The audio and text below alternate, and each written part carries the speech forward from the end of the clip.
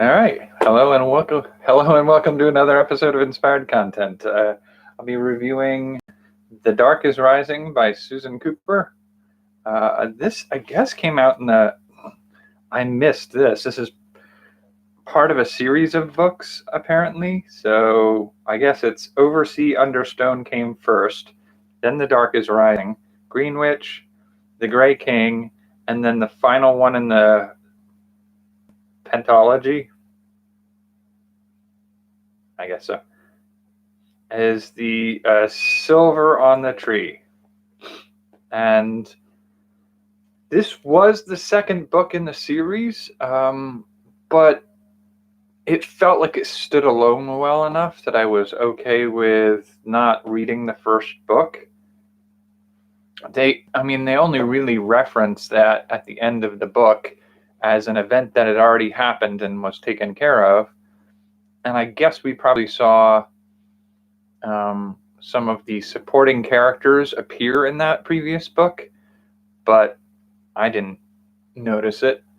It wasn't even a real big deal as far as I was concerned. The thing I will say about this one that was a little hard for me, it was really, it wasn't a long book, but it felt like it. It felt long. It's 244 pages. Not hugely overpacked pages or anything. So it's not a super long book. It took me so long to get even remotely into this story. I think I was probably about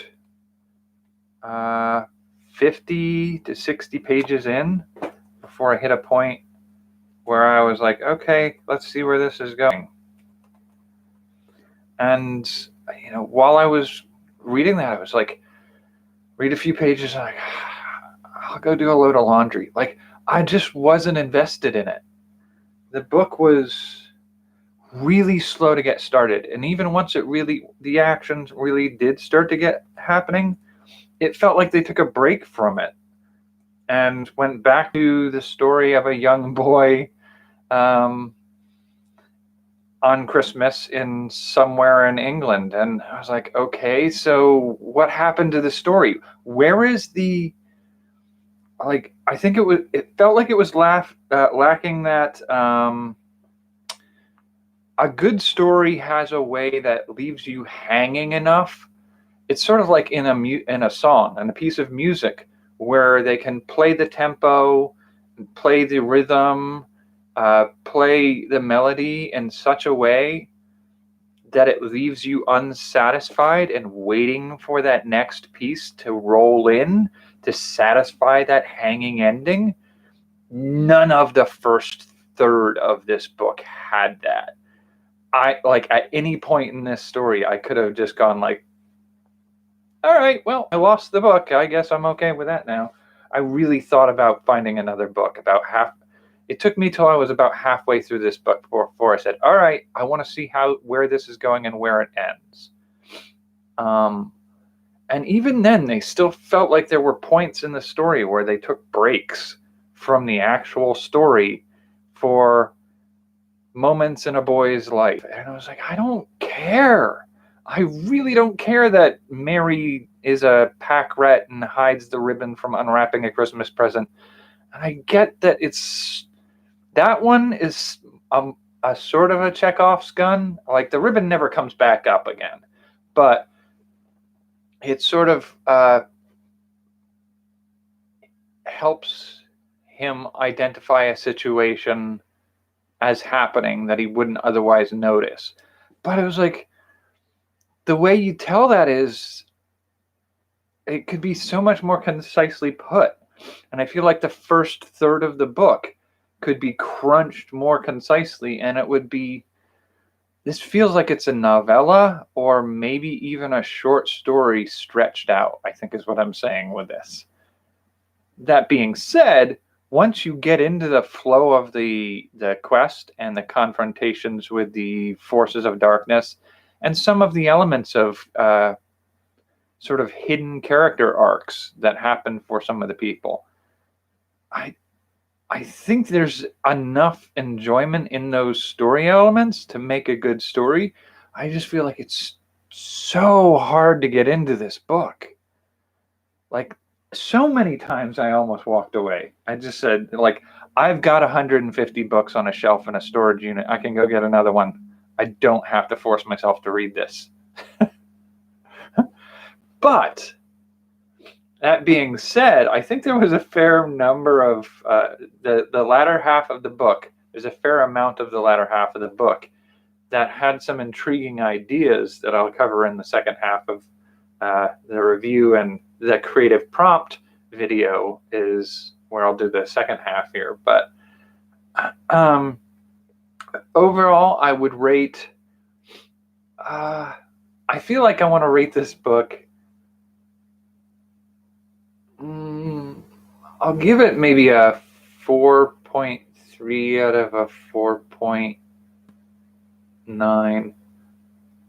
I feel like it's not a bad book. I would read the Cliff's Notes versions of this book. I will probably never reread this book. I don't have the patience for the slog that it is to get into the story.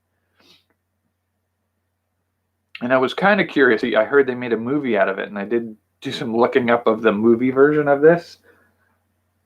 The movie version looks so bad.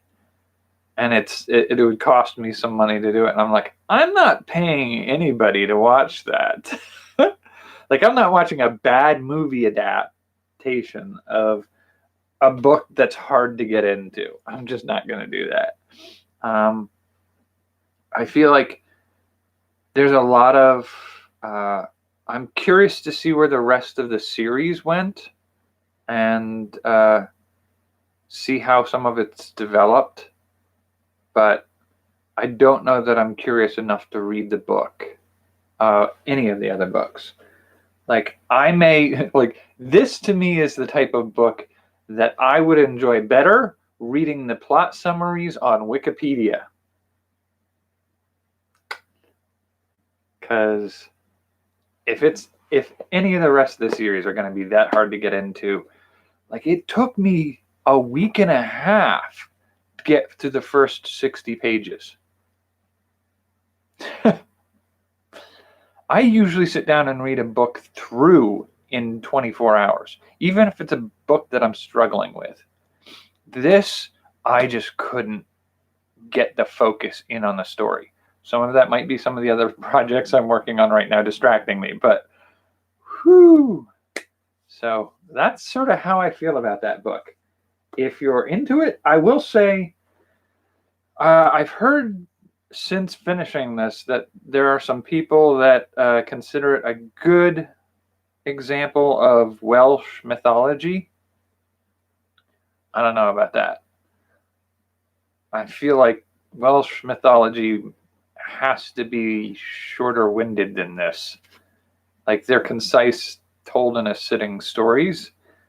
This felt like it was a 500-page novel. It's only 243 pages. It's like it felt twice as long as it was. And it's not because the character is not likable. It's just like, he's just like, you know how you start a character out as a young person with no real sense of who they are, and you put them in a hard position, and then they grow to expand to that position, and they develop a sense of themselves in a story? You don't get any of that. Like, there's like the first half of the book is just a kid who had his birthday.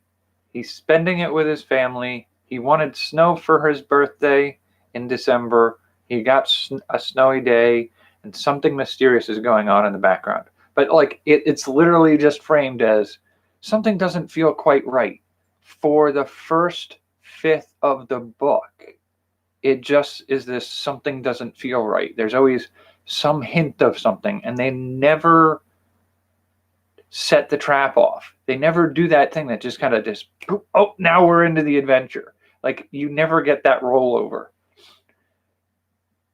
And it's like a really, really slow burn, which is unfortunate because I do think there's some good stuff to explore in storytelling and the approach they took to this. So I will cover some of that in the next video, which should be going up shortly. And then moving on to the creative prompts is coming up next. So I'll see you there for that.